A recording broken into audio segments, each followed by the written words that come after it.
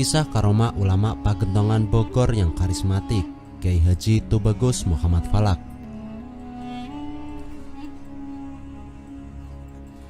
Kiai Haji Tubagus Muhammad Falak bin Tubagus Abbas adalah seorang ulama karismatik yang sampai saat ini masih diziarahi oleh banyak orang.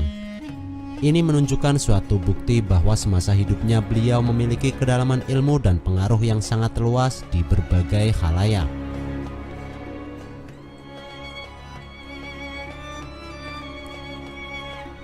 Pernyataan seperti itu didukung oleh pengakuan beberapa ulama besar termasuk para habib di Nusantara. Mereka memberikan pengakuan bahwa Kiai Haji Falak merupakan seorang waliullah.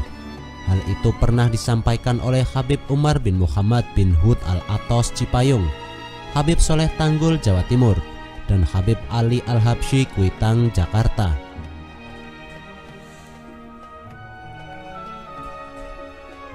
Salah satu karomah Kiai Haji Falak adalah ketika 3 hari menjelang wafatnya beliau sempat dikunjungi oleh para gurunya yang telah tiada, seperti Syekh Nawawi Al-Bantani, Syekh Syahid Abdul Turki, Syekh Abdul Karim, bahkan juga Syekh Abdul Qadir Al-Jailani.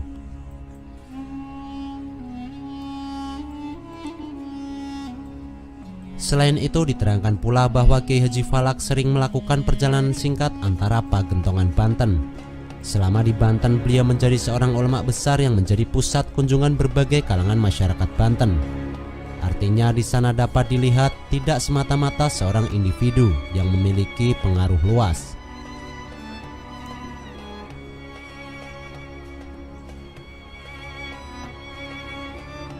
Tapi jelas ada konteks kekaromahan yang dimilikinya dan diyakini khalayak masyarakat yang tidak mungkin dapat dituangkan secara keseluruhan.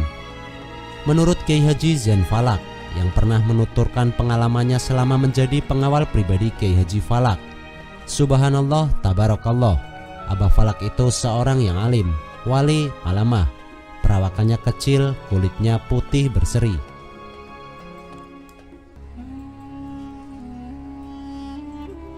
Beliau sangat ramah dan selalu tersenyum kepada yang menyapanya, tutur Kiai Haji Zain. Lebih lanjut, lelaki keturunan kelima dari Kiai Haji Falak yang lahir tahun 1940 itu menuturkan, Abah Falak tinggi badannya sekitar 150 cm. Abah selalu memakai udeng atau sorban yang dililitkan di kepala. Wajahnya selalu berseri, tutur katanya lembut namun tegas dan jelas. Bahkan dikagumi oleh semua orang, baik dengan para ulama, habaib dan sahabat-sahabatnya yang datang bersilaturahmi kepadanya. Abah Falak dalam berbicara selalu menggunakan bahasa Arab yang fasih, sedangkan kalau kepada santri-santri dan tamunya selalu menggunakan bahasa Sunda atau bahasa Indonesia.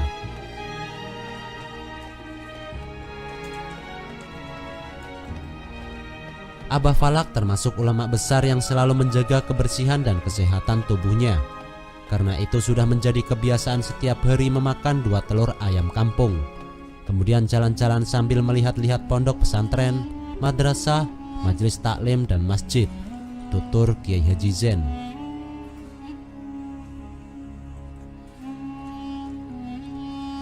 Semasa hidupnya Kiai Haji Falak dikenal sebagai seorang yang dermawan. Banyak orang yang datang kepadanya untuk meminta tolong dan beliau selalu memberikan pertolongan kepada orang-orang yang meminta pertolongan. Yang tidak kalah menarik menurut penuturan Kiai Haji Zain, bahwa apabila kedatangan tamu yang niatnya tidak bagus, maka beliau seperti orang tuli.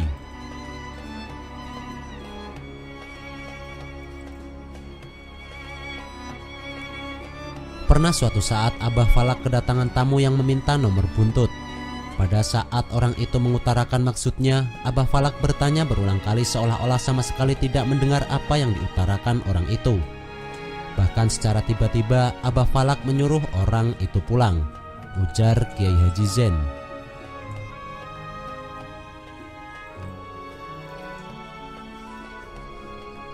Kiai Haji Falak wafat tahun 1972 di usianya yang ke-130 tahun dan dimakamkan di areal komplek Pondok Pesantren Al-Falak yang tidak jauh dari Masjid Al-Falak.